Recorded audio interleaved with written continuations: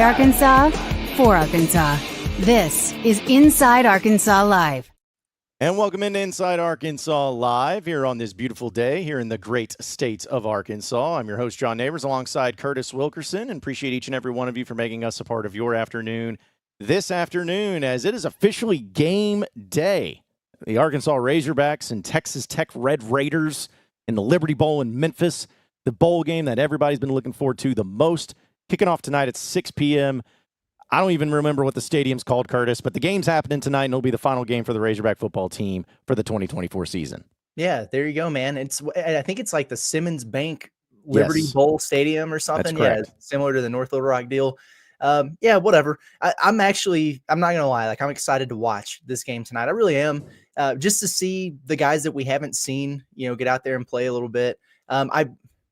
I would say I don't care who wins and loses. I hope Arkansas wins this football game. I want to see Taylor Green have a good performance, and hell, it's football, man. So there's nothing wrong with being a little bit excited about that. Even if you're disappointed with the season, it's all good. I'm proud of you, John, for biting the bullet and going down there. I will be watching from home. I was thinking about this earlier today. Actually, I was thinking about it about 10 minutes ago, and here I am, just sitting in my home in Fayetteville, getting geared up to watch the Liberty Bowl. My wife is just out there traipsing around Rome in Italy right now. Who's winning? Who's winning at life? It's not me. Yeah. No, I don't know. I mean, listen, listen, if you had a choice between going to Rome or watching the Liberty Bowl on a Friday night, I mean, I think the choice is obvious, man. You got this. Because, I bet you she's not watching college football in Rome, So I think you're the winner in this whole deal. Maybe so. You made me feel better. I'll go with that. Yeah, I'm trying over here, but no. But that's the thing is, like, we when this game was announced, it was Arkansas in the Liberty Bowl. I know I was. I'm not saying everybody was, but I was really just bummed. I didn't really want to go to it. I didn't really. Here I am going to it, so I am a hypocrite, and I'll own it.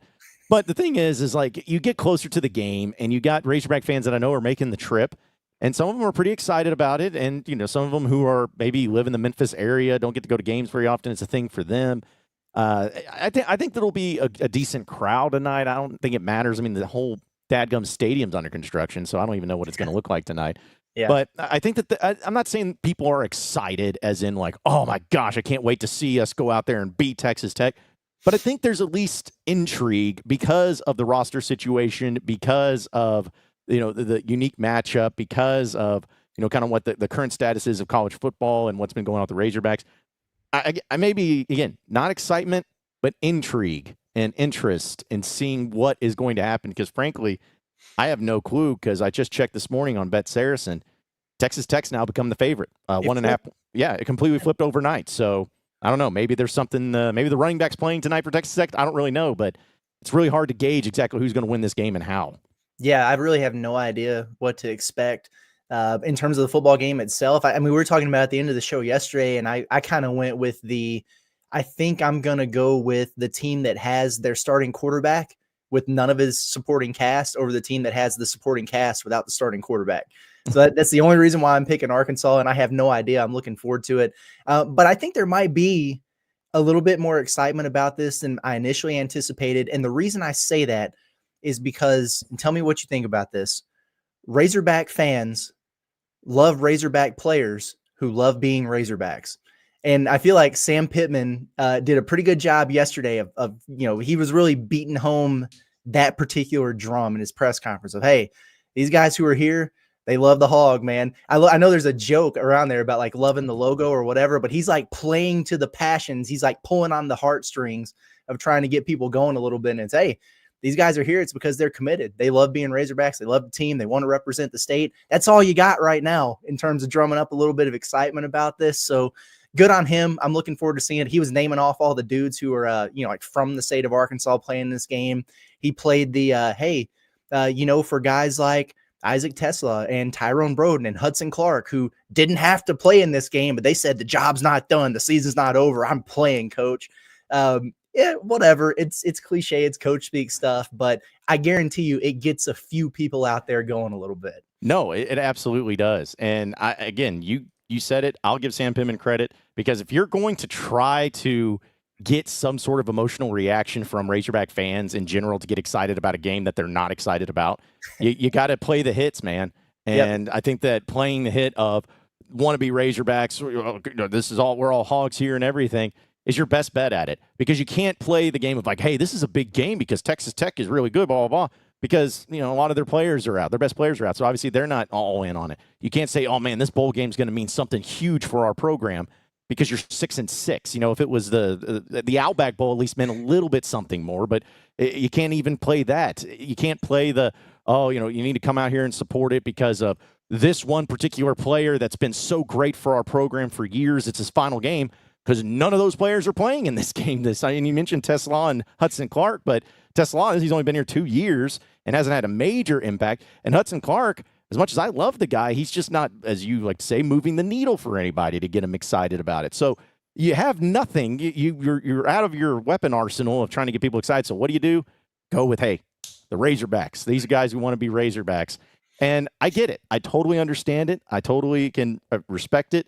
But that just kind of shows you it's a bigger problem than just Arkansas, but it just kind of shows you exactly how you're having to try to stretch it out to be like, hey, I'm trying to get as much as I can to get people excited about it, because there's really not much else to get people into or interested into this game at all. It's a weird situation to be in, I think, for the coaches of the respective teams here, because, we've talked about it a lot. Like the bowl situation, it's just different now, man. It's not the same that it once was. Rosters are different. It doesn't hold as much luster. It doesn't drum up as much excitement. But your teams are also kind of representing this bowl, right? And these folks are trying to make money and everything. So like, you really have to talk it up. And both of the coaches, I thought, were trying to do that yesterday. And Sam Pitman was talking about how, hey, like these bowls, they do matter. They are important. They're more important if you win, because you want some momentum going into the off season. I don't know if I even believe that anymore with the way the calendar is set up. Like, first of all, I don't know how much a Liberty Bowl win really like gives you momentum going into an off season. Like, transfer portal season's already done for the most part. Like you don't need the momentum now. Like, you might get a couple more guys here when the visit period opens back up in January or something. But I don't know. That's interesting. I wanted to ask you about this though. Texas Tech, I don't know how many teams are doing it this way, but Joey McGuire over there, they have guys who are in the portal, and apparently some who are committed elsewhere already, who are playing in this game. And his big thing about it is like, hey, if you were with us the entire year, you've earned the right to play in this game, whether you're going to be here next year or not. I don't know, man. I don't know about that one. Like, what if I don't know, like if Luke is already committed to Ole Miss, but he's like, hey, I really just want to, put on that Razorback uniform one more time in the Liberty Bowl. Like, I don't know if I agree with that, dude. No, I vehemently disagree with that decision. And it's not necessarily of something against McGuire, because it's his kids, it's his players and whatever. Maybe he's just trying to have the approach and the perception of like, hey, I'm all in on, I'm a player's coach. I love the players and their decisions and all of that. But you've coached, Curtis, you've been a coach before. If one of your guys like comes in and is like, hey, I'm transferring out, I'm going to another program, but here in our postseason, NIT or whatever, I want to play for the team. I'd be like, no, there's the door. You left. You can go, and you can go be with your new team. I would not even allow that to even be a thing. And again, if somebody wants to do that, that's fine. But I would have a problem with it. Like Luke I have no personal issues with Luke I have no personal issues with any of the players that went into the portal at all. I don't. However, just because they went into the portal and everything doesn't mean I still have to say, hey, well, you can still wear my logo. You can still be on my team. I can still root. No. You chose that. That's fine. That's your decision. But don't expect me to, hold your hand in all this and say, no. I want you to be a part of this still, even though you're leaving. Absolutely not. You can go. I can't. I understand. I think I understand the perspective that he has. But again, Curtis, you've been a coach. I just could not do that as a coach. I just could not allow my ego to let that happen. Yeah, like no grudges or whatever. That's fine. How about this? No hard feelings, but go away. Like, yes, you made this choice, man. So see you later. I'll give the opportunities to the dudes who are rocking with us. And honestly, I'm also in the camp. I talked about this too yesterday, where just with the way this is all set up, I would rather see, the young guys who haven't played much getting the targets, getting the reps, getting the carries, as opposed to even the seniors who were playing their last game. And I'm more partial to those guys, but like, this is more about the future, I guess, in my opinion, these bowl games now. So I don't know. It's weird, man. And I wanted to pull this up from Jeff. He said Bowling Green last night had a player in the portal that played. I actually don't have as much of a problem with that because chances are this was a dude at Bowling Green who was and I don't know, correct me if I'm wrong, Jeff, but he probably had a really good season, hit the portal, and is transferring up for a better opportunity. If that's the case, I'm okay with it. You're in an SEC school and you're a contributor and you're transferring out for a bigger NIL bag, whatever. Nah, man, get the hell out of here. See you later. I got to thinking about this too. Like, what if, I don't know, like Caden Henley or something, like he's hitting the portal. He's probably not cut out for SEC football. He's going to Harding. What if he wanted to stick around? I still don't think I would let him do it, but I would be a little bit more open to that. So it is kind of situational. I'd have to really go look at these dudes for Texas Tech who are dipping out, but still playing to see what their situations are like. But man, on the surface, just big picture look at it. I don't know about that one. Well, the example you bring up of, a player going and upgrading themselves, like if you're at Bowling Green and then you're going to Georgia, or something like that. It sounds ridiculous, but yeah, I'd be more apt to that because to me, it's similar to like, okay, you got a player, Landon Jackson this year, or Landon Jackson last year, whoever. You got a player that's been there for 3 years, and he's going to the NFL next season. He's not going to play for you next year. He's decided to forego his eligibility to go play in the NFL. That's a great opportunity for him. That's what you want to do. That's what the end game is. That's where we want to take a promotion and take progression there.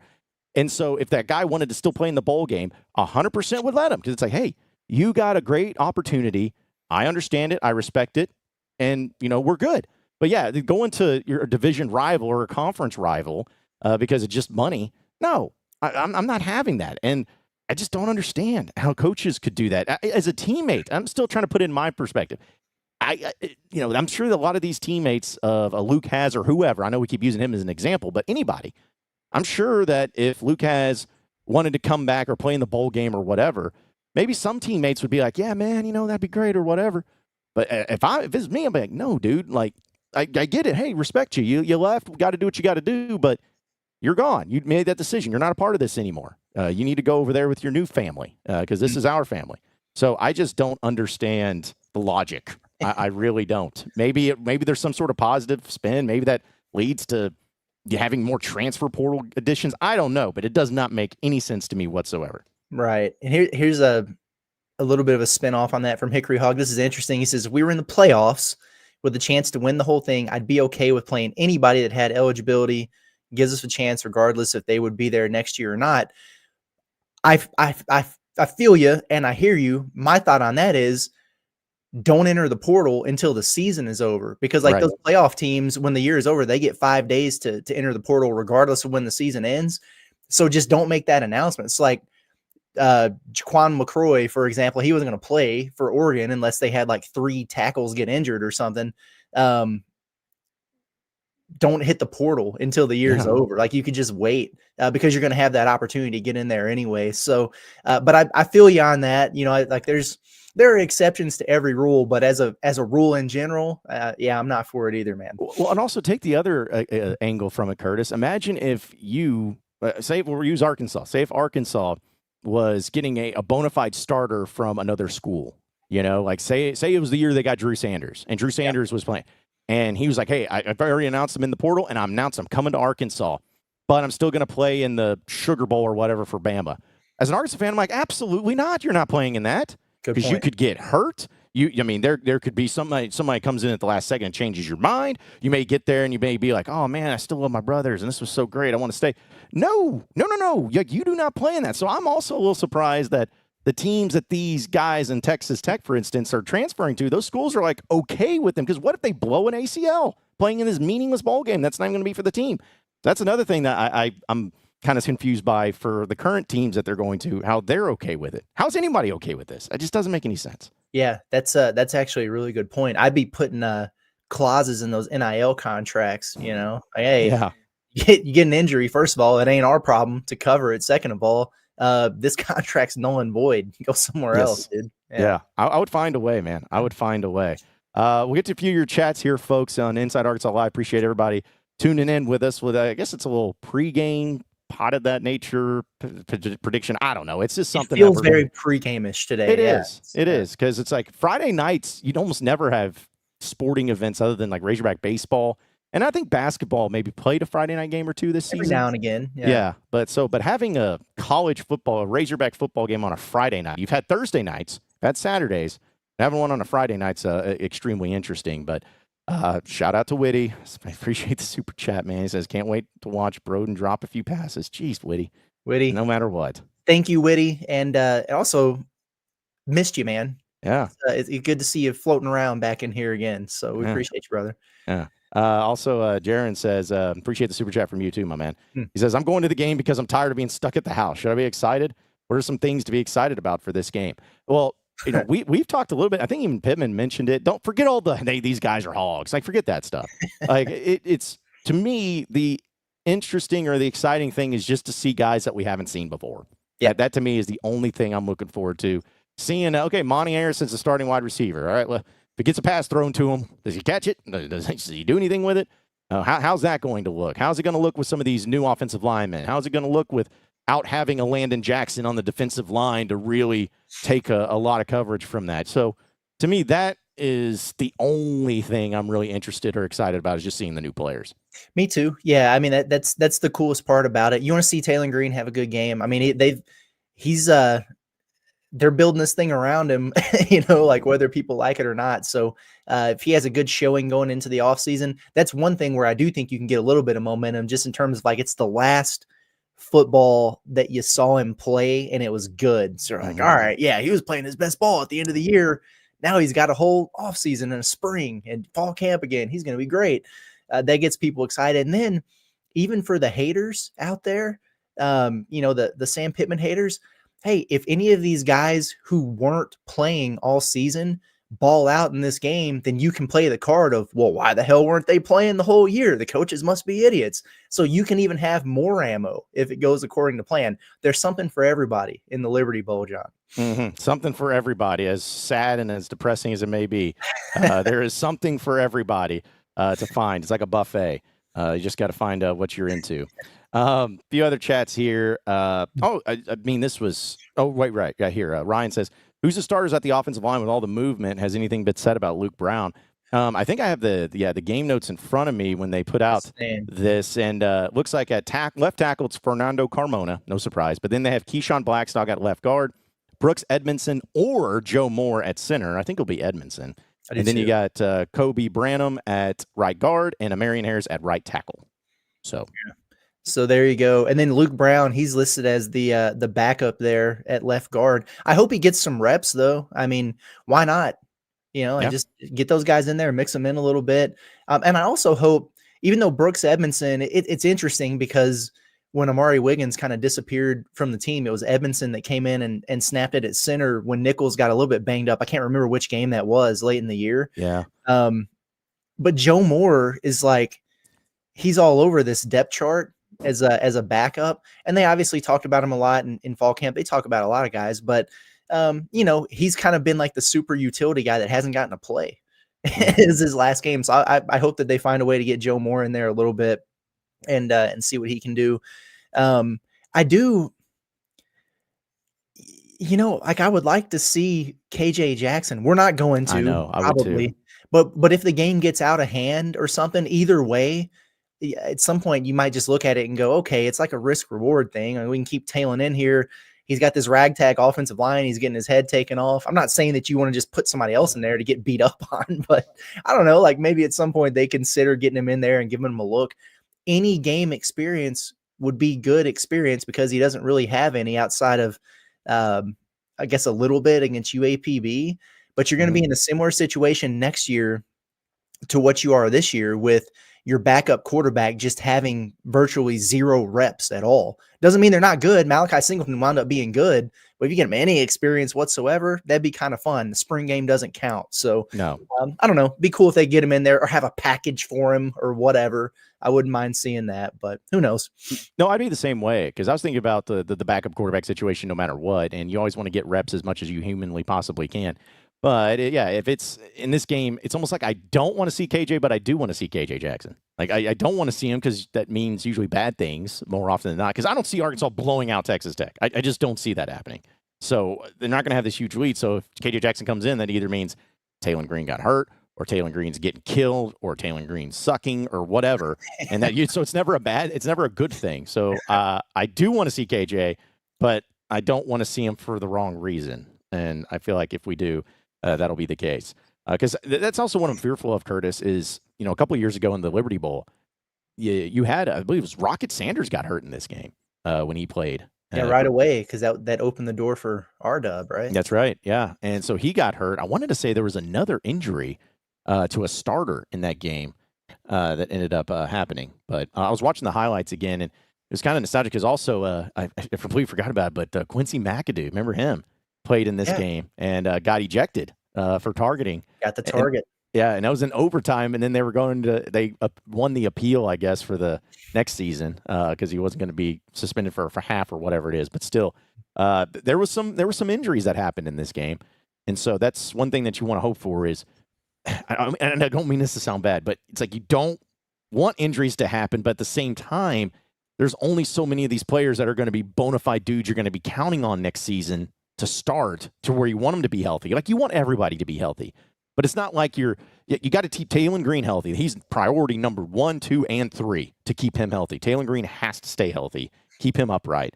And then after that, just, if you got some prized horses and if you got some serviceable backups or whatever, don't overdo it. Don't overstretch it. This game is not going to be worth an injury that keeps one of your best players or one of your better players out for spring ball. It's just not going to be worth it. So hopefully the coaching staff ends up, putting that in consideration and making that happen.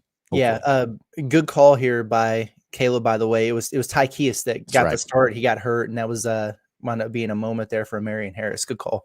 Yeah. I remember there's a few of those situations that happened. Let's see a few of your other chats here, folks. Appreciate. Okay, Ellis is not with us. As he just put in the chat. He says he's currently driving through Birmingham. What could have been?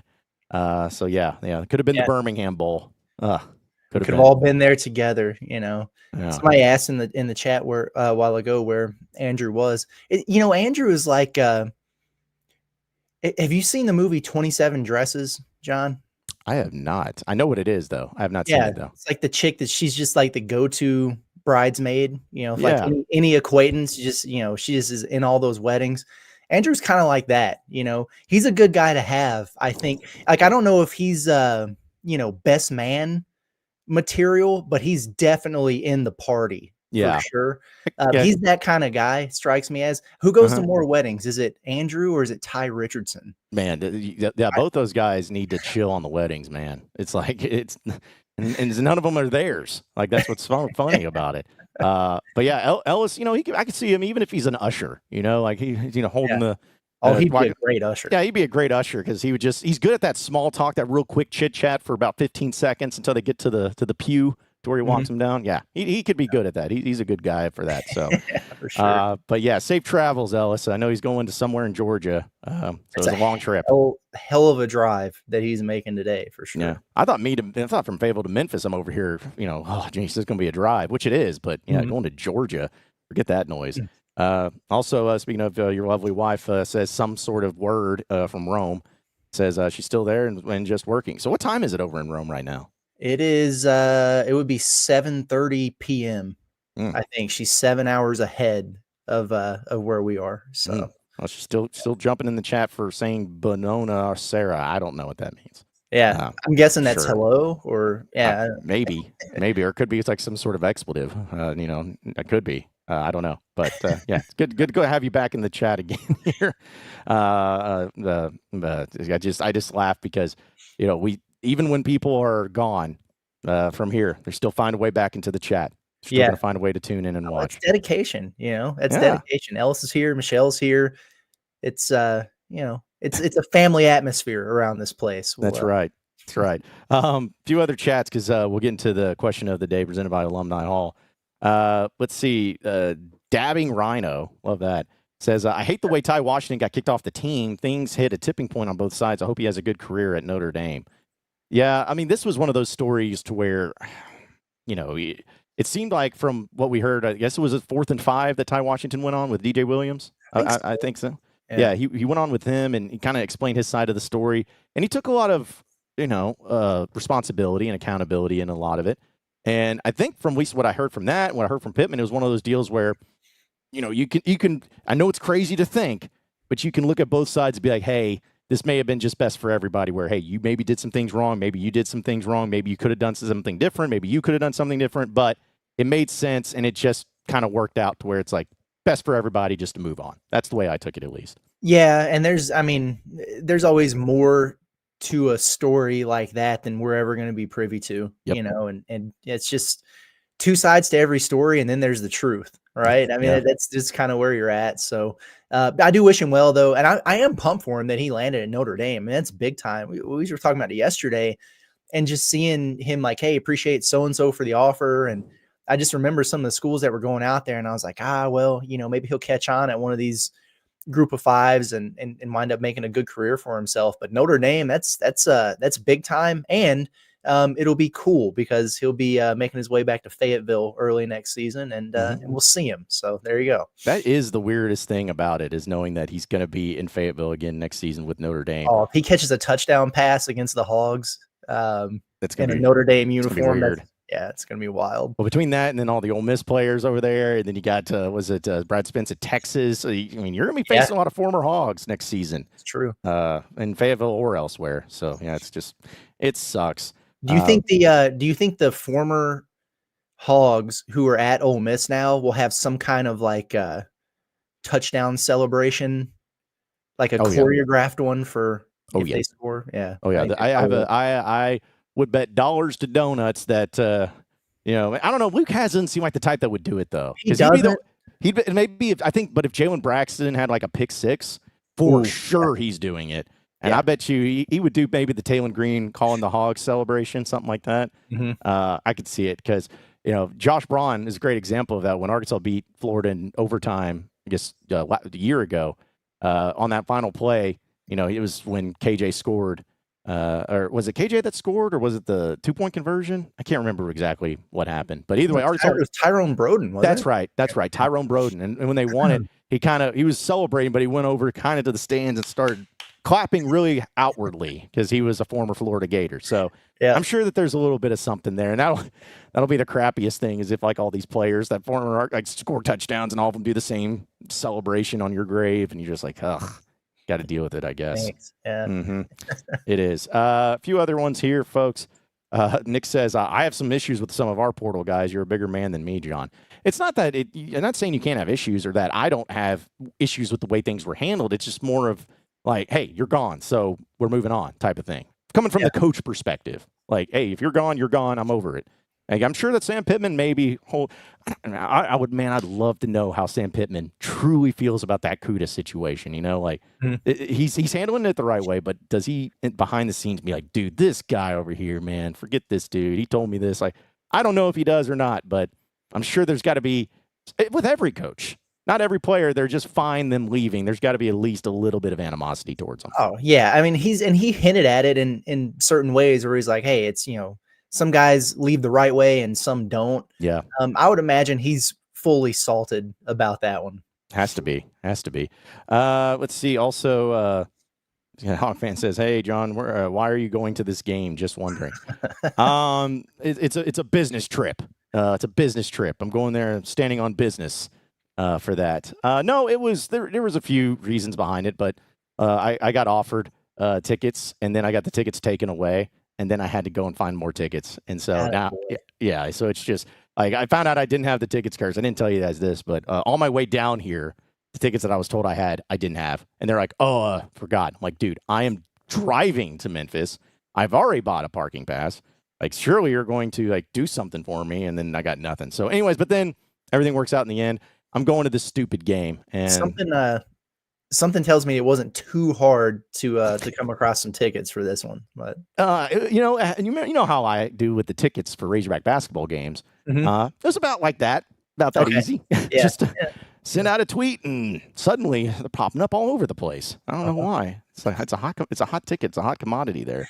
A few more chats here. Hickory Hog says, if we were in the playoffs with a chance to win the whole thing, I'd be okay with playing anybody that had eligibility and gives us a chance, regardless if they were going to be there the next year or not. I mean, but also you don't see very many starters from playoff teams bouncing out and committing to another school before the playoffs. At least I don't know of any.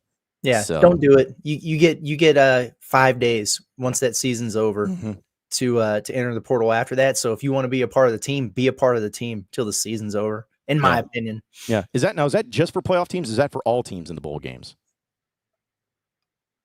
No, that's a good question. I think it's just for playoff teams. It might depend because like it might be like after the because the portal closes tomorrow. Tomorrow, yeah. At some point, so maybe it's like for the bowls after that or whatever. I don't know. I'd have to actually go look that up. Because I know for a fact it is the playoff teams regardless. Yeah, but I'm not sure. In fact, here it is. I got the schedule according to On3. They put it up there.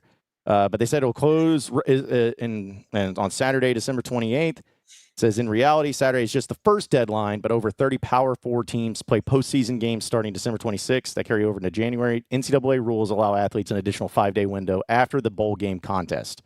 So it's for all teams, I guess. So how fun. So if you're a Razorback fan, next week you could have even more players leaving and going into the transfer portal. Great. Yeah, that's going to be so much fun.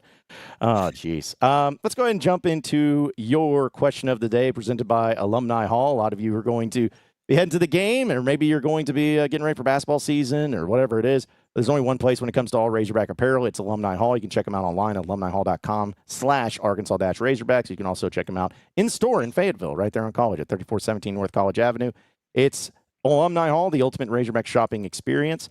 And I simply asked the question, what do you think is going to happen tonight in the Liberty Bowl? We gave 4 choices here on the poll question. Hogs win big, Hogs barely win, Hogs barely lose, Hogs lose big. And as of right now, Curtis, 45% of our audience says Hogs barely win. Okay. And then Hogs barely lose is second at 24%. So either way, I guess if we're doing the math correctly, that's about 70% of you believe that no matter what happens, it's going to be a very close game at the end of the day. I hope so. And a lot of these bowls have been, man. Like there was another one last night that went to 6 overtimes or something yesterday. In fact, I think when we were wrapping up our show, it was 6-2 or something yesterday. And then it wound up going to 6 overtimes or something weird. I know they had another one that was maybe 5 overtimes or whatever the other day. Sign me up for something weird like that. I do think it's going to be close just because I know Arkansas is definitely more depleted. I do think Texas Tech not having their quarterback kind of balances that out a little bit. But also their defense is just so bad. Even at full strength, their defense has been really bad. So I don't think that they're going to be in position to blow Arkansas out. I don't know that Arkansas has enough there to do that on the other end. I think it's probably going to be a close game, and it might be pretty entertaining. I'm not saying it's going to be good football.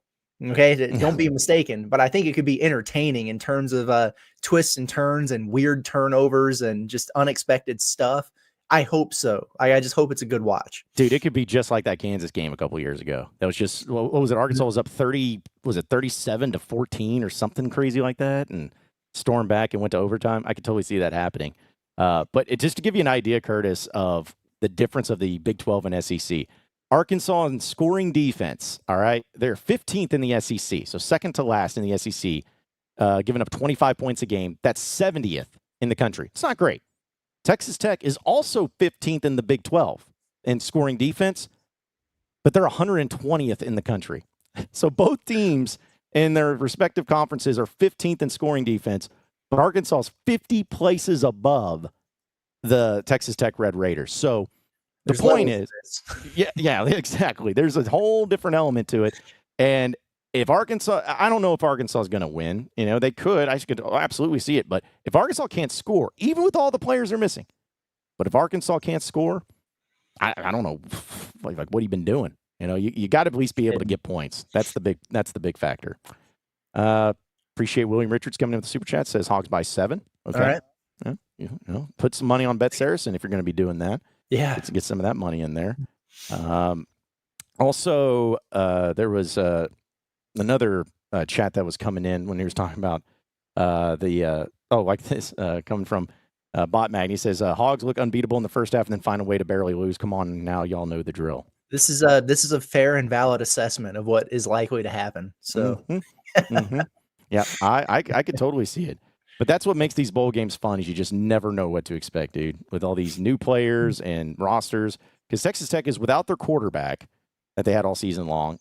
I think yesterday I heard Joey McGuire, the coach for Texas Tech, say that their star running back is 50-50 and it's up to him if he wants to play, I think is what I heard. So whatever that means.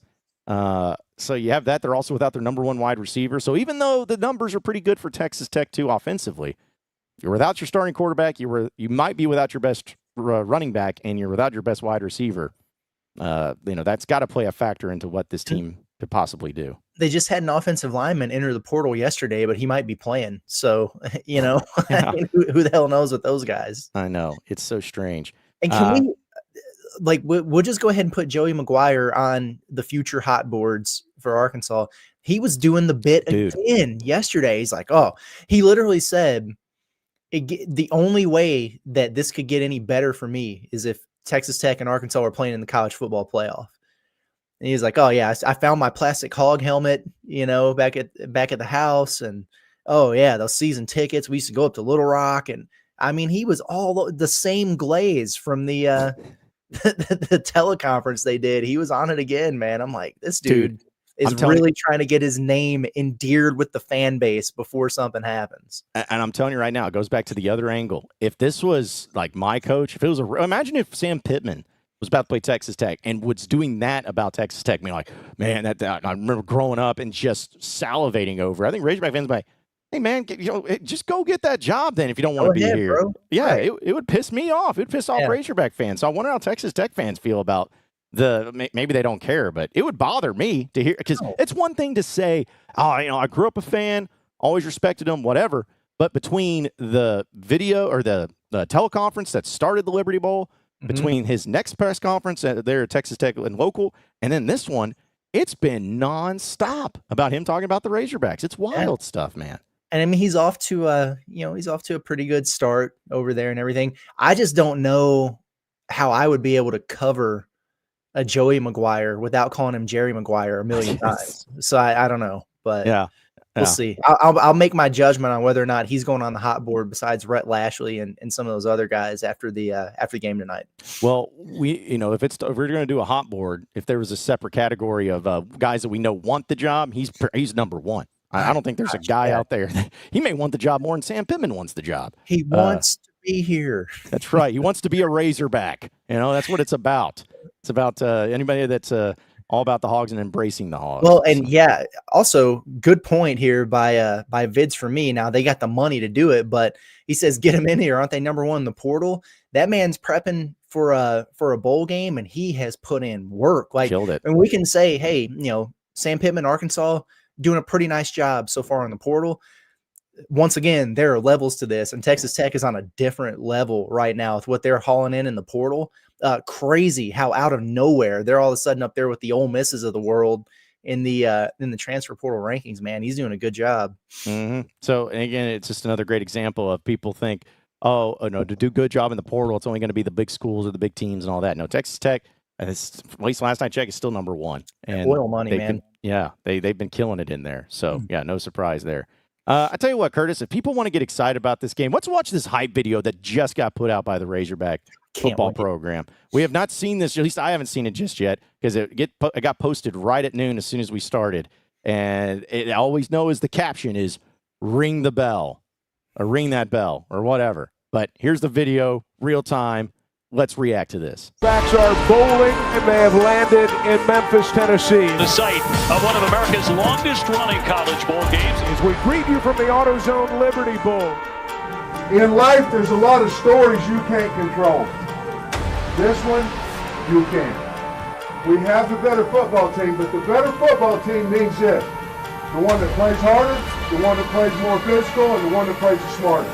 That's the better football.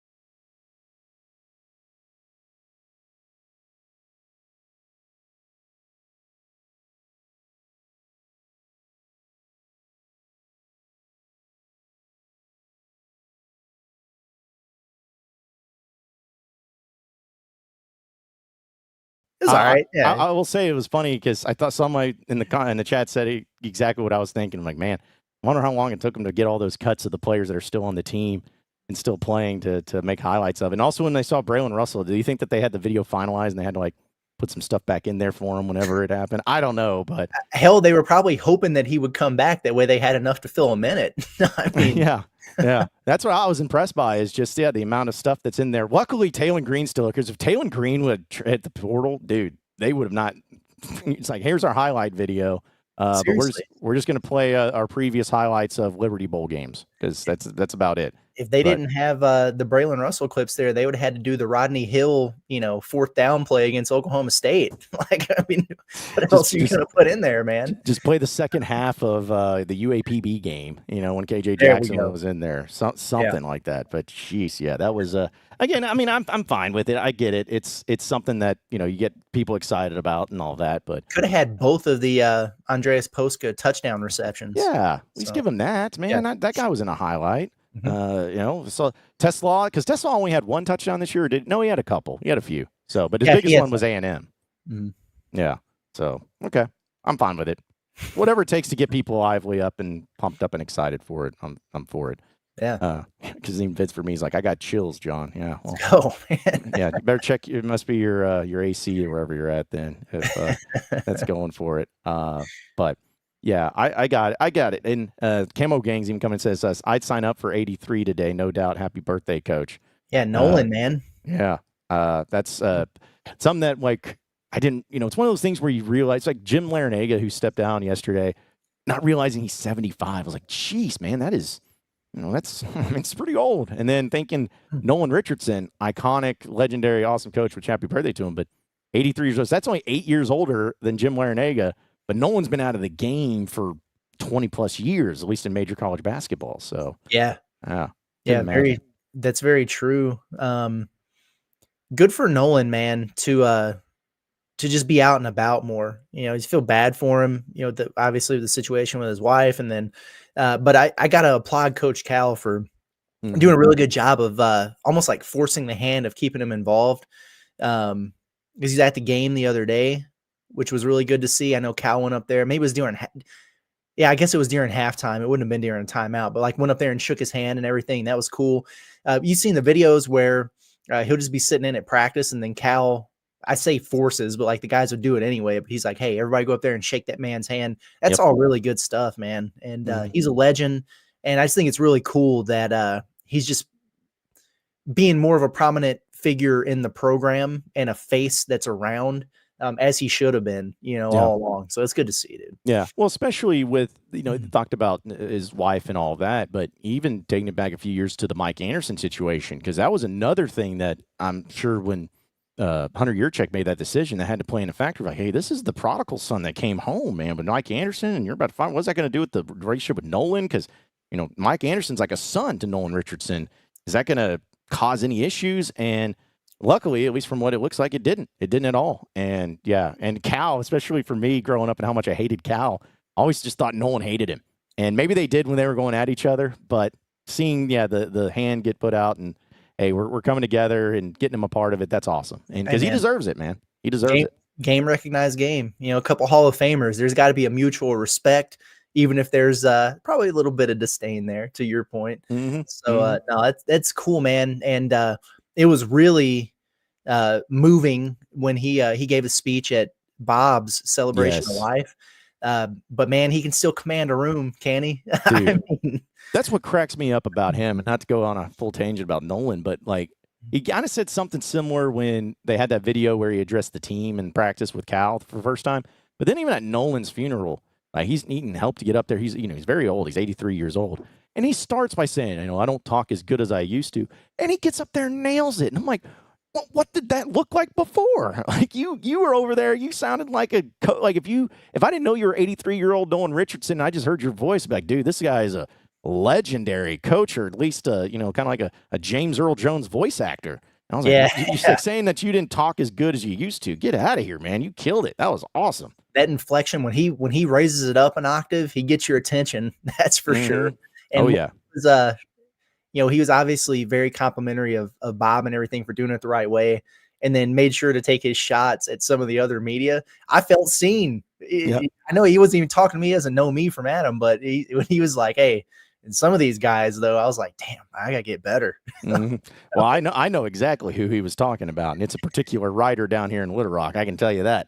It's a particular one. You all can figure that one out. But, yeah, that was awesome, though. And good to see Nolan still up and around and, trying to come to games, because I'm sure it's not easy for him to get out and about and everything. But, they named the court after him, which was awesome. And, I know that they're I still think they need to build a statue. I know that it's how much honoring do you do, but hey, you got a statue for Frank, you got a statue for John McDonald, get you a statue to Nolan, because of all the national championships that have been won at Arkansas, which isn't that many except for track, but of all of them, the biggest, most important, most popular, most well-known one is that 1994 one. So get the man a statue. Make that happen. Agreed.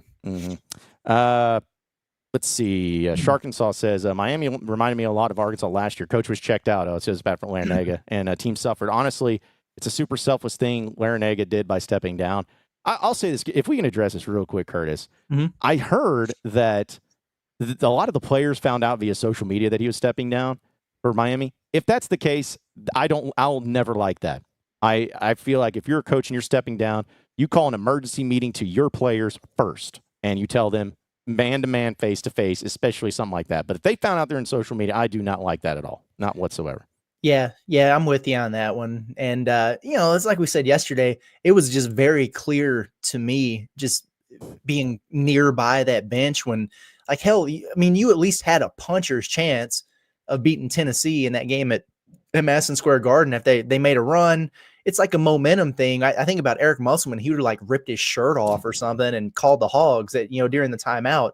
But Larinaga he wanted to be anywhere but there, man. It's like, I think the writing was kind of on the wall, took another really bad loss, and then he's out of there. So, he did the thing where he was kind of blaming it on where the game is headed. He was talking about after they went to the Final Four, that he was just so shocked that 8 of his players came and said they wanted to hit the portal. And it wasn't because they didn't like Miami. It's because they just wanted to, explore better options, get more money or whatever. The old guard, man, just continues to kind of die off in terms of, leaving the coaching ranks. And it just makes you wonder, like, who's next?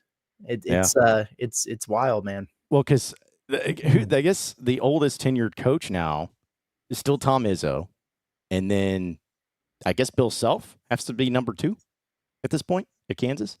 And I don't think Bill Self's going anywhere, because let's be honest, Bill Self, he's been wheeling and dealing for a while now. So the money thing's not as big of a deal. And I think at Tom Izzo at Michigan State, he's just never going to leave, because it's not like he kills it in the recruiting. It's not like he's number 1 in recruiting classes and getting all these NBA players. It's a different system. But yeah, if you just think about 7 years ago, the college basketball coaches that were in college basketball and who are not in college basketball anymore, it's pretty wild. Like, yeah, it is. What was it? Probably, I think I saw a stat. I don't know how true it was, but besides like Cal from 2005 to 2020, I think they said besides Calipari, and Bill Self, every coach in that stretch who won a national championship is no longer in the game. I think I heard that right. Yeah, maybe so. Yeah, it's crazy how that's how it's all played out. Okay, let's see. Let's go ahead and look at some of the situations going on with bowl games. Also, tonight's bowl game with Bet Saracen's the #1 sports betting app here in the state of Arkansas. Folks, download it on your iPhone or on your Android and get to betting, especially with a lot of the prop plays and everything going on here today. Did I miss a chat that was really funny? It's like we went from this, and I was like, oh, damn, what did we do? And then this is the accusation today. So, right. Is that for us, or are you talking about somebody else? It's got to be for us. I don't know. I know. It's like, I mean, dude, you saw the tweet I got last night that you were quote tweeting. Well, I thought that was going to be our question of the day. Like, is 2% chocolate milk acceptable to give children? Dude, for those who need the context to this, like last night, all I tweeted about was that I'm going to the Liberty Bowl, and this guy on Twitter, who's a real person, mind you. He just responds with, John, you suck. You repeatedly lie when the truth would serve better. People like you, John, would support giving kids nasty 2% chocolate milk, okay? Just a terrible human being. Kids, even if they are disappointed by you, John, do better. And I'm like, what happened to this? Like, where did that come from? And then I think you responded to him, Curtis, and he gave you a response. He said you guys go way back. So I was like, oh, this must be a bit. Nope.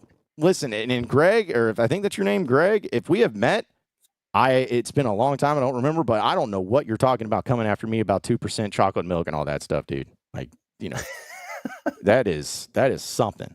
And that's the thing. It was like, I love you all. I really do. We appreciate each and every one of you that tune in and listen to us and all of that. But some of y'all say some of the weirdest stuff, man. And it is... sometimes it's alarming where I'm like, are you okay?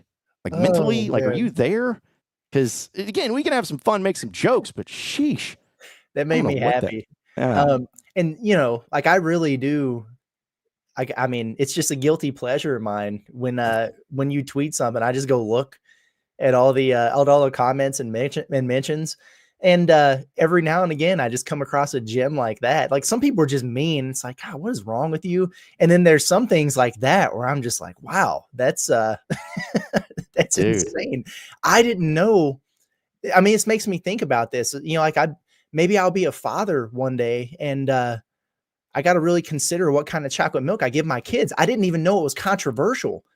I didn't even know that there was 2% chocolate. I thought chocolate milk was just chocolate milk. Yeah. I didn't know there were levels to it. So it's just a lot to think about, the difference in, Yoo-hoo versus something else. Like, I don't know. I'm going to have to talk to this guy and figure it out. Apparently, because, I mean, me and you were about the same age, Curtis. When we were in elementary school, I remember we just had the cartons of milk and you got your choice. It was skim milk, whole milk, 2% milk, or chocolate milk. Like, that was it.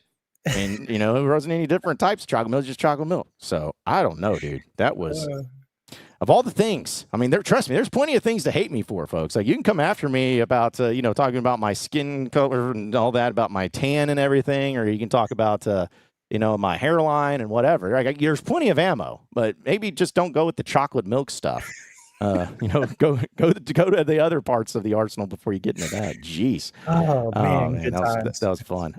Shout out to Sasha. Appreciate you, Sasha, for the super chat. Says, appreciate y'all's honest takes and humor dealing with Arkansas sports. Thank you. We appreciate that. And that's what we try to do, is try to give our honest opinions and have some fun with it. That's really what it's about. So, but yeah, we appreciate you and diving into that and hitting us up with those super chats, which we always appreciate. Let's see. Okay, so now it's moved over to Arkansas as far as the line goes. It's 2.5 now for Texas Tech.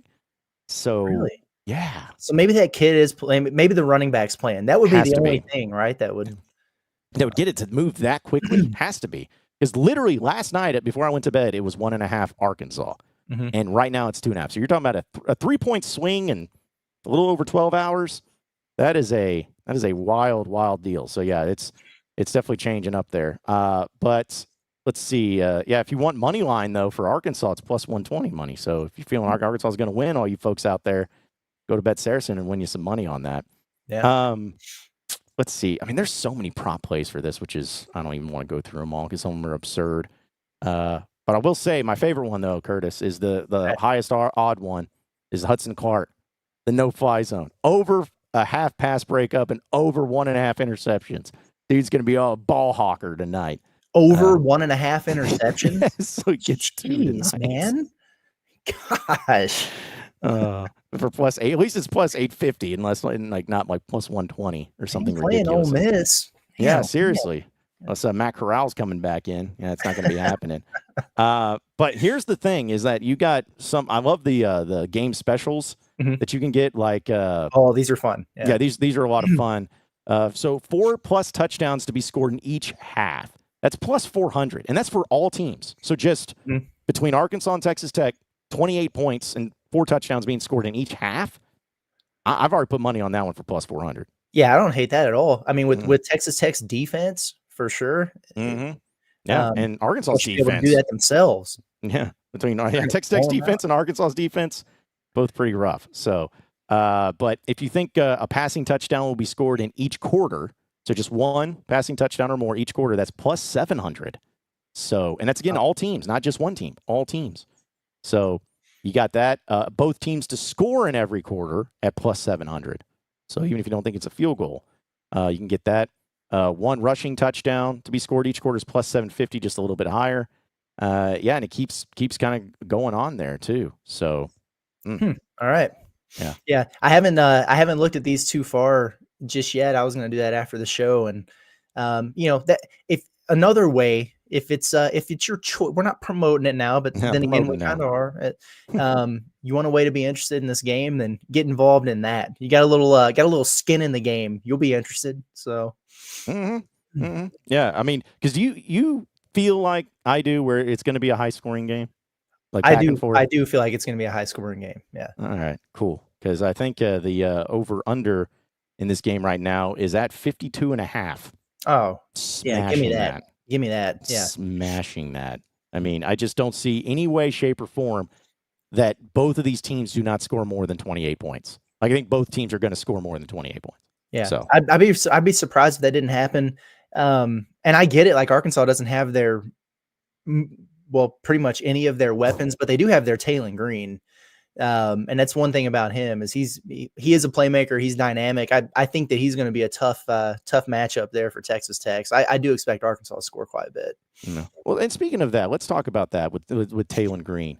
The expectation for him tonight, because we know about the offense in general, but you got 3.5 essential brand new offensive linemen, starting offensive linemen that are going to be playing tonight. You have all different wide receivers except for Isaac Teslaw that have gotten true run this season. I know a couple guys had some catches, but you got a whole new cast around you for a bowl game. I mean, what's the expectation for Taylon Green tonight in this one? Balls out. Yeah. Makes plays, man.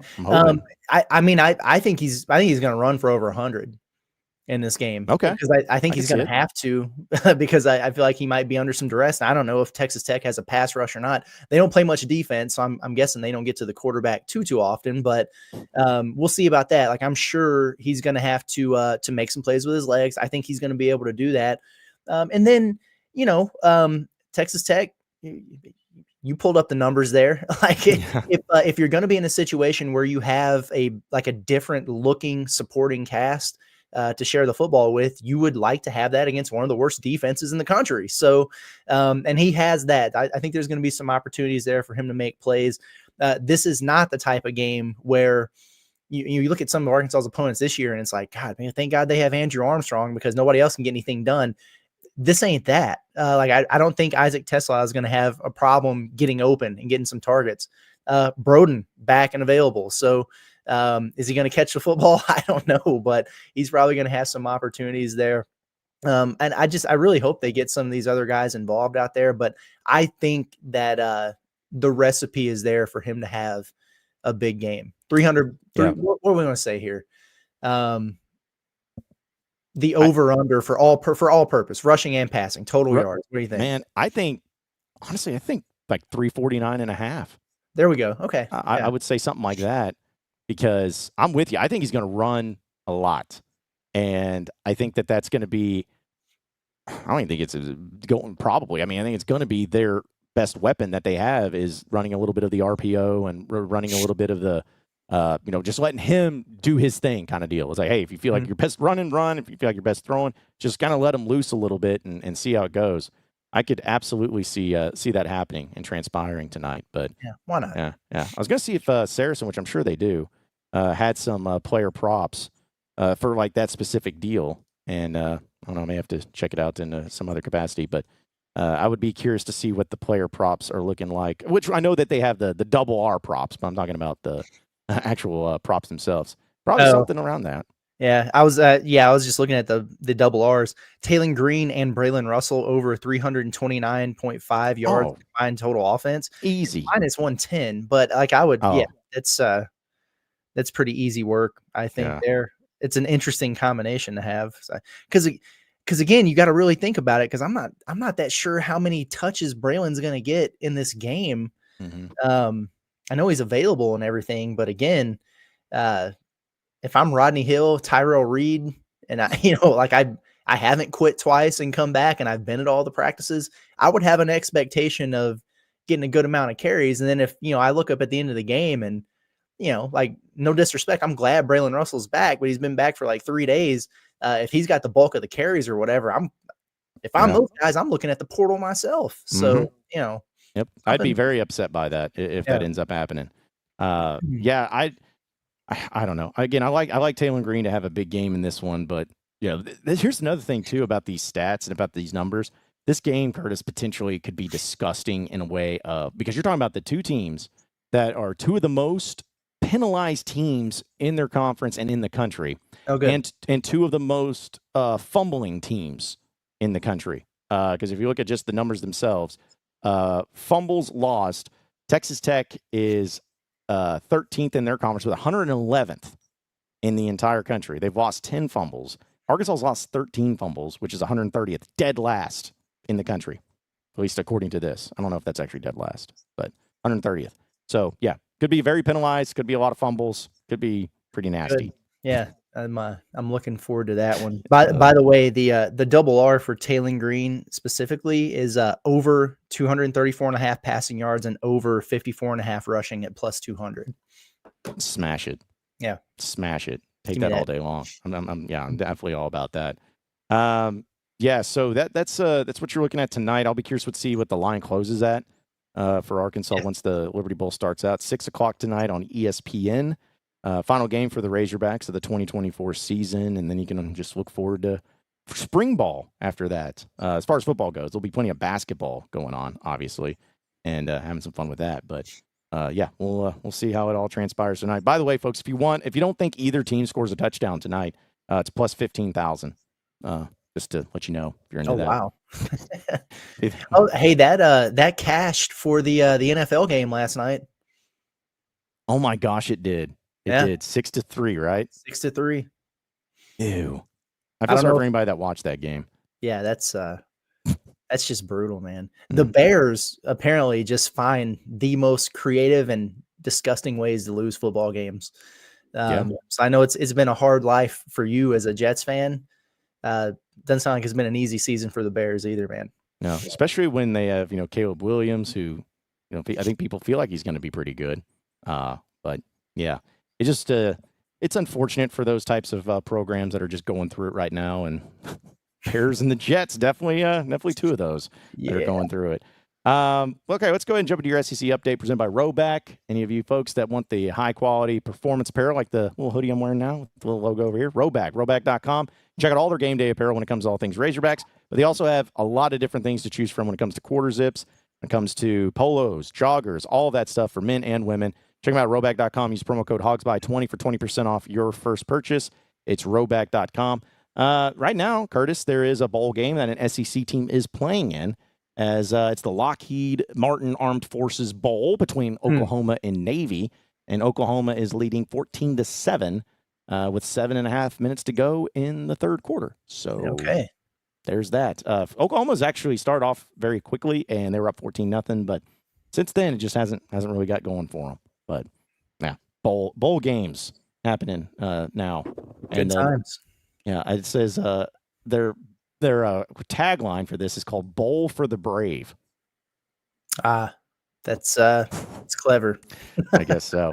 But yeah, you got that game going on. And then at 2:30, here in about less than an hour and a half, you're going to have another SEC team, Vanderbilt and Georgia Tech, taking on each other in the Birmingham Bowl. And that's going to be on ESPN, of course, Arkansas and Texas Tech. And then tonight, USC, Texas A&M. Those are the games that are going to be transpiring from the SEC tonight. I will watch the Birmingham Bowl. I will too. I like Vanderbilt. Like it matters to them being a 6-6 team in a bowl game, So, and Diego Pavia is fun to watch. Like I'll pay attention to that. Yeah. We'll see what happens now that he won. He won in the courts, so he's going to win on the field again. Imagine that. Yeah. Imagine beating Alabama at Vanderbilt and then beating the NCAA. Like, what do you think is a bigger victory for Diego? Beating Alabama or beating the NCAA? He's a game changer, man. I'm telling you, anytime. Difference maker. He's going to be like, what was his name? There's that quarterback that I can't remember, but he was in college football, and he wasn't like great, but he just found ways to win somehow, some way. He's maybe he's like Tim Tebow in the NFL. Just it's not that great, but still weird stuff happens. The thing about Diego Pavia is he is the only person in the history of mankind to be younger than his father, basically. Because it's just a situation. What I'm trying to say here is he's Hugh Freeze's dad. And so he's younger than what would it be? Younger than his son. Yes. Yeah. Younger than his son. That's what he is. Okay. Because Hugh Freeze is definitely his son. There we go. Man, does Vanderbilt play Auburn again next season? I guess they do because everyone's schedule gets flipped.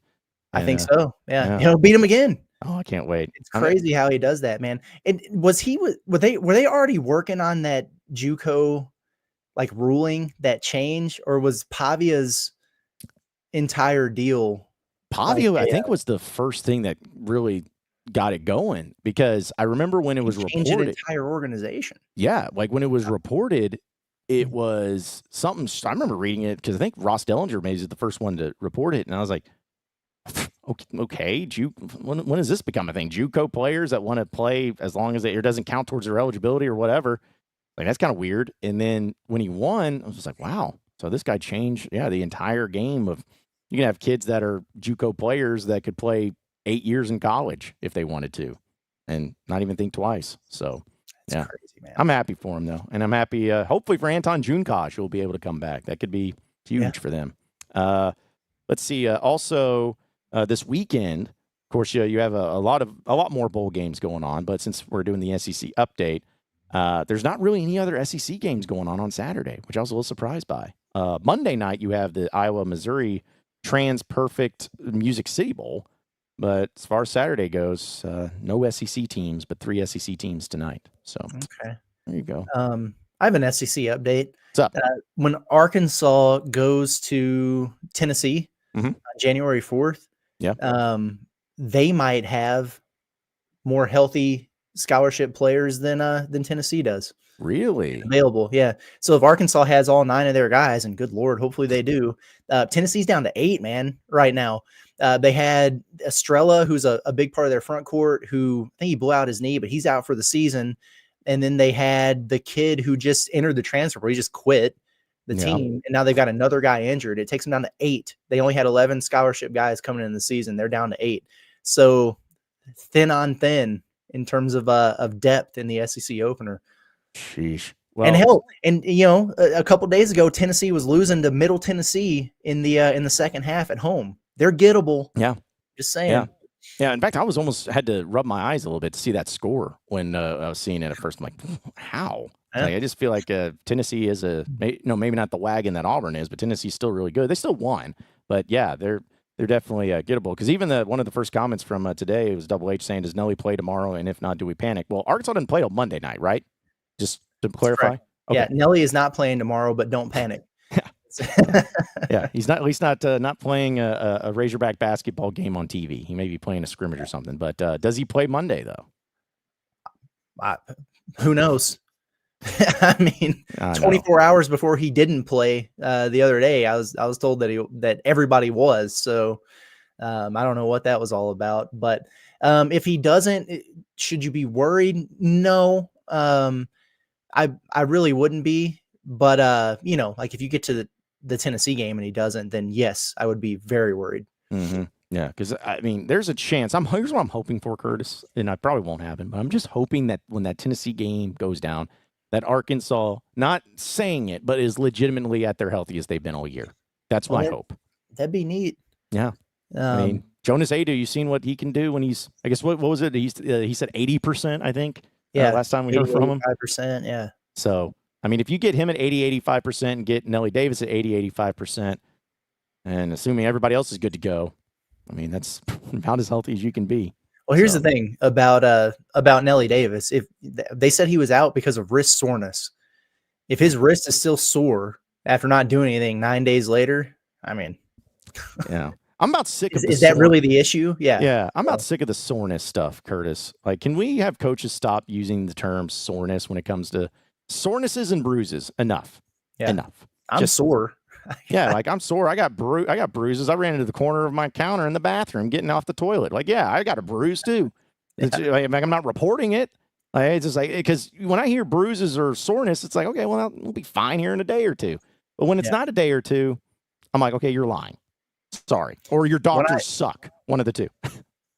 As a former athletic trainer, when I hear soreness and I see a guy in a wrist splint, I think tendonitis is what I think. Yeah. Which is kind of the same idea. Rest and rehab, and you should be okay there. So we'll see. Yeah.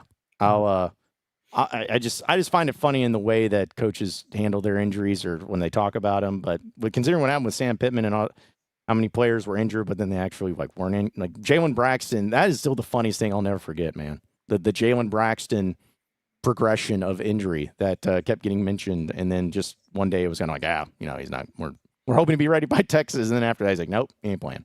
I wish I could go back and clip all the different answers that we got about him throughout the course of the season, man. Hey, Curtis, you're not busy. You could do that. It's not taking time at all. You just go back and check it all out. Yeah, I would love to hear that and to see that, because that was wild stuff. That was wild stuff. How just he never played or practiced, but yet his injury kept getting worse. Wild how that happened. Let's see. We just got about 10 or so minutes left here, folks. Appreciate everybody tuning in with us, as we know that a lot of you are getting ready for the weekend and Razorback football tonight, and of course we'll have the Pot of That Nature post-game show kicking off, and who knows, maybe it'll be another barn burner of an overtime game. Let's hope it's not, because that went way too late last time. But either way, we'll have that, and of course we'll be back here at Inside Arkansas Live on Monday. Then Pot at the Palace post-game show on Monday night. We're also off for Wednesday, New Year's. So just to let everybody know. I was going to ask you about that. Okay, good to know. Yeah, we're off for New Year's. But again, kind of like what happened this past Christmas, if something pops, like with Courtney Crutchfield deciding to commit, we may make a little bit of a an audible, and try to do that. But yes, we'll be off for that, and hopefully, which probably means it'll be like the craziest day in Razorback sports, and there'll be so much stuff going on. So, I'm sure. Yeah, that's the way it goes. But a few more of your chats, folks, because there'll be some other stuff that we'll get into before we close up shop here. Just like Double H just said, I'll never comment again. Thanks, John. Well, I was just saying, man, like I wanted to make sure I wasn't the crazy one. I wish Arkansas basketball played tomorrow. Me too, dude. Like that would have been a perfect combo of like a football Friday night, Saturday game at like 3 p.m. And then, or I don't know, Curtis, like you've been covered. Do you prefer the morning or the night games on Saturdays for just your own personal selfishness? Morning. See that? Okay. Thank you. I'm that same way when it comes to basketball. Football, I'm not, but basketball I am. Because it's nice to like 11 a.m. game's over at 1:30, do your stuff. Then it's like from 2:30, 3 p.m. on, good to go. So. Not only does Arkansas basketball have too many 8 p.m. or later starts in SEC play, they've got too many Saturday night games. Yeah, dude. I mean, hey, great. Prime time, I get it. But yeah, from a working man's perspective, no, the earlier the better. Yeah, because I've been going to Razorback games my whole life, and I felt like the latest game I could remember on a Saturday was like 6 p.m. at the latest, maybe a 5 p.m. But like when Arkansas goes to Kentucky and Rupp, that game's at 9 p.m. Eastern time. And on a Saturday, just absurd behavior. The worst one is the Vanderbilt game. Is that at 9 p.m. 8 p.m. Central Time, or is it even That one later is than that? at, let me scroll all the way down here. Yeah, 9 p.m. Central. Is it in Nashville or in Fayetteville? It's at Vanderbilt. Golly. And on the U of A website, it's listed at 9 p.m. So that's got to be Central Time. Gotta be, yeah. Dude, that's terrible. I mean, That's what terrible. What are we doing here? What day of the week is that? Hold up. Tuesday. Yeah. Tuesday night at 9 p.m. Well, I mean, why? Like, I remember when I did morning sports talk radio in Fort Smith, and I had to wake up at 4:30 in the morning. When those 8 p.m. tips would happen on Tuesday nights, I was so mad because I'm like, dude, because when you're waking up that early, you usually try to go to bed at like 9. Well, at the latest, but then when those games happen, you're at the earliest getting in bed 10:30 at the earliest. So, yeah, I'm glad I'm not doing that morning radio stuff when it comes to those games. I'd be so ticked off. Yeah, might be one of those games I just come just read the recap or listen to Pod at the Palace post game and then just go off of that instead. Oh, jeez. Yeah, make basketball games at normal times again. Here's what I love. What's the that? SEC opener at Tennessee, Saturday nooner on ESPN. There perfect. You go. Yeah, chef's kiss. That's what I'm talking about. That's perfect. Yeah, because I feel like that time frame right there is always great. But I'm also curious about coaches and players on Saturdays. Do they have a preference, or does it matter to them as far as playing a early game or a night game? I don't know. I think it kind of depends. I know, and Muss used to echo this, but when I was coaching, I hated it when we went on the road and played a night game.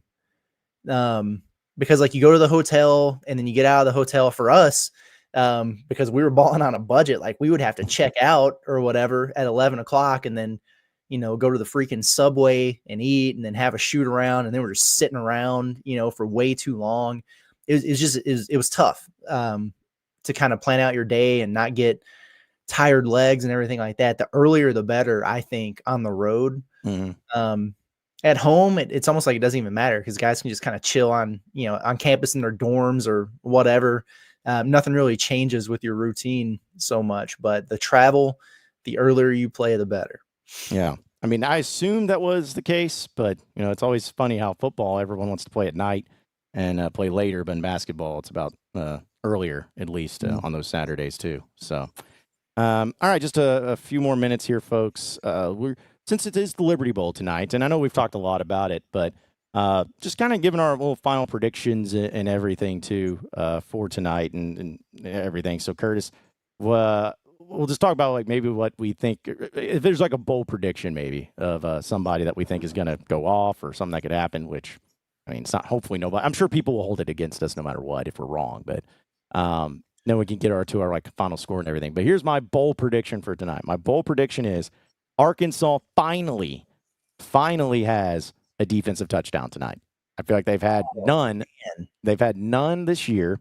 At least not that I recall. I could be wrong, but they haven't. And they've been one of the better teams over the past few seasons at having defensive touchdowns, and they have not done that this year.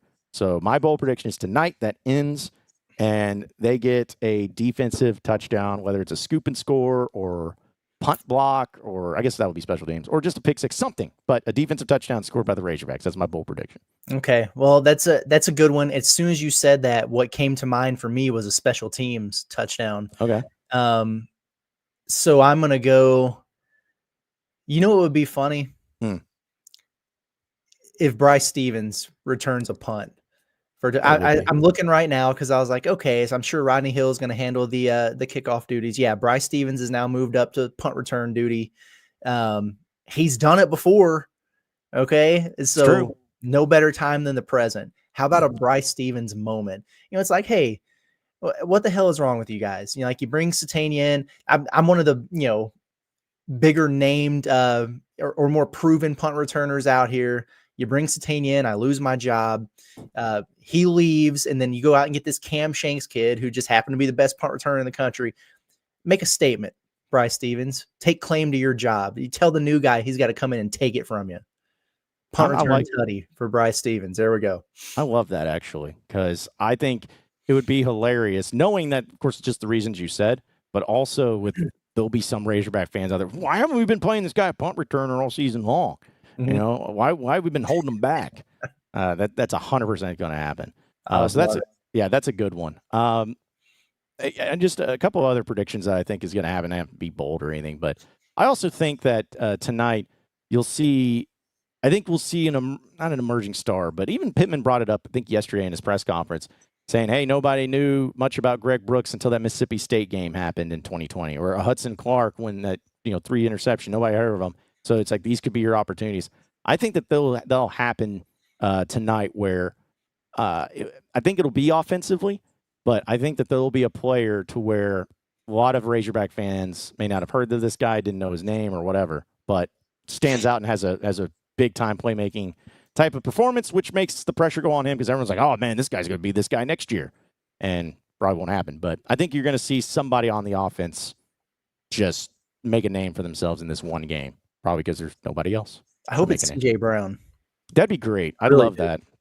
Yeah, I would love that. I'm trying to think of who else it could be, really. I mean, Monty Harrison was there, but sheesh. Yeah. CJ Brown would be cool. People would love it if all of 6'5", 228 if Shamar Easter played out well at receiver. Yeah, it'd give people something to talk about the entire offseason for sure. I think, was it Andrew yesterday mentioned, like Juju Pope, he just randomly gets moved to running back, and then I don't know, like what if he it's one of those deals where you get one series or whatever, and then if he gets 4 carries for 29 yards or something, and all of a sudden it's like, maybe we need to keep handing this guy the ball. Then out of nowhere, Juju Pope ends the game with 100 rushing yards or something. All that stuff would be pretty fun. You could talk me into any of that, I think. Yeah, I'd be here for it. And I'd love it for that player too, regardless of what it means in the big picture. For somebody to be in that moment and maybe not have gotten a lot of run, but then suddenly have that type of performance and become a name, at least for Razorback fans, would be pretty cool. But here's the deal, is I do believe that this game tonight's going to be close. I think it's going to be high scoring. But I think Arkansas is going to lose. I just do. I feel like you're going to see Arkansas come out fairly well. I think they come out as the better team. But I think Texas Tech's going to make their adjustments. I think they're going to settle in, especially with this new quarterback. And I think that they're going to come back on Arkansas and win, whether it's an overtime or whether it's the end. But I feel like it's going to be a final score of 44-42. Texas Tech with the win. You weren't kidding about the high scoring thing, huh? Yeah. Because I think there's going to be madness. There's going to be short fields off of fumbles.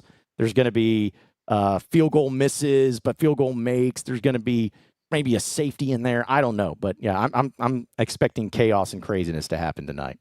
I like that. I'm going to go. Let's see here. How about 40-38, triple overtime? Okay. And who is the victor? Arkansas. Okay, there you go. Yeah. Okay. Yeah, you're everyone's favorite today in the chat by picking Arkansas, but I could see that happening. You said triple overtime? Yeah, why not? Do it again. Well, yeah. Run it back against another Big 12 team. Why not? That'd make it fun. No, I will actually be very disappointed if it's not a close game, though. If either team, if Arkansas blows them out, I guess it'll be fine. But if Arkansas gets blown out, boy, it's already kind of a downer. But man, that's a real downer. Well, for the purposes of business, we need a close game with a chaotic finish. Absolutely. For the post-game show, Absolutely. Either way, I think that's what we need. Yeah. Let's get that. Let's get those overtimes churning. Let's get some big comebacks happening or big plays happening or somebody to step up. Maybe Taylon Green gets hurt a little bit and has to come out, and KJ Jackson balls out and everyone's like, oh, quarterback controversy. What's going on here? Just something madness and chaotic like that. That'd be a lot of fun. So something crazy has to happen because like these post games are always fun to do. And by the way, everybody tap in for that. Yes. Join us Friday. You ain't got nothing to do after the game. It's Friday night. You don't have to be anywhere tomorrow. Join us for the Pilot Nature post game show. And I really just don't want to be reading box score stats. Like, we need crazy things to happen. to Yes. talk about, and we need because we need the crazy reaction from all you folks. Yes. I want a player walking off the field and entering into the portal during the game. I want a player to just like walk off like, hey, is he injured or something? Then you see a tweet of his like, I've officially entered in the portal. I want that type of drama because that would make it a lot more fun. Yeah. So anyway. Joey McGuire challenges Sam Pittman to the Oklahoma drill for his job. Yeah. Or like Joey McGuire comes out and he's like wearing a Razorback polo shirt on the sidelines and he's coaching. Like, all right, sure. Yeah. He runs out in the second half. He's on Arkansas sidelines and everybody's confused. Yeah. Just give us some. Give us some of that. Give it that WTF Liberty Bowl right there. That's what we'll take. Oh man. Curtis. I mean, we have lots to look forward to this weekend. Any final thoughts before we get out of here? Any final chats we want to get to? No, not really. But I appreciate everybody for tapping in. It seems like there's a little bit of an air of, I don't know. People seem a little bit refreshed, I guess. Like there's not a whole bunch of don't care, I'm not watching it. I think everybody's kind of come around to the idea of, you know what? Arkansas football tonight, it's going to be weird. I'll check it out. So some open-mindedness, which I appreciate. So man, I'm looking forward to watching the game and chatting about it afterwards. So everybody, make sure you tune in. And also, it's been weird without much basketball going on from a game standpoint. We've had a couple lengthy breaks here. Some of these Pot at the Palaces that have gone out in the mornings, they're evergreen. It's like if you missed the one from a few days ago, it's okay. Nothing's changed. You can go back and listen again. But I think it's been some pretty fun stuff. I'd encourage people to go back and check some of that stuff out. And I've got some pretty hot takes in there. And I know people like to either come back and tell me that I was a genius or that I was an idiot if it doesn't play out. So you'll have those opportunities for sure. Check it out.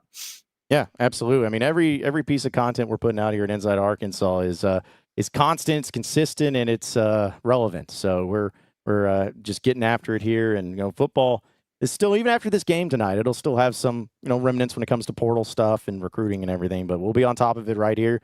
And basketball season is going on. But man, once that turn of the new year happens and it's SEC play, it's going to be turned up to a whole nother level. So. Left lane hammer down, I think is what they say. Yeah, that's what's been used before on occasion, but this one hopefully is a little bit more fun. We'll be full tilt boogie into basketball season. Yeah, hashtag uncommon, hashtag 1-0, and like all the other hashtags that Razorback Sports have used have been terrible, but still, it's going to be great though. So be sure to tap in, be sure to hang out with us Inside Arkansas, subscribe to us on YouTube, check out our social media at Inside Arkansas, and also check out our website at InsideArkansas.com for all the latest and greatest up-to-date information on all things Razorbacks, and we're going to keep it going from there. So for Curtis Wilkerson, I'm John Neighbors. Same sports show, same sports channel next Monday. We'll see everybody tonight. Pot of That Nature post-game show following Arkansas and Texas Tech in the Liberty Bowl. Have a great rest of your day.